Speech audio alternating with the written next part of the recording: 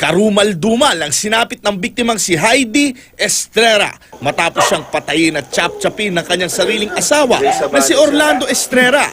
Ayon sa mga taga-barangay, may mga bata raw na naglalaro sa St. Michael Extension, Republic Avenue, Barangay Holy Spirit, Quezon City, mag-aalas 5 ng hapon. Nang may nakita silang mga bahagi ng katawan sa labas ng bahay ng mag-asawa. Dito na raw nagsumbong sa matatanda ang mga bata na siyang tumawag naman ng barangay. Nang sumilip daw sila sa bahay, nakita pa nila ang asawa na naglilinis ng bahay na tila walang nangyari. Ang ginawa namin, tumawag nila kami ng backup na pulis. Opo. Para maaresto yung tao. Nang dumating ang mga pulis, hindi naman ito nagwala o nanlaban ng arestuhin.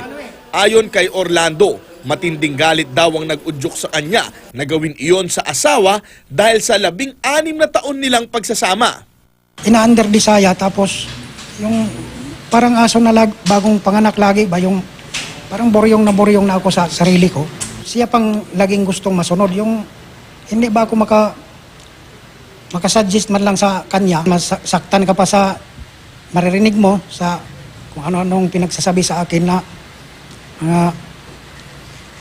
pang didiin sa akin, yung panduduro ba, yung anuhin ka sa mukha, pinpuin ka. Wala raw siyang pagsisisi sa nangyari dahil parang hayop din naman daw ang trato ng asawa sa kanya.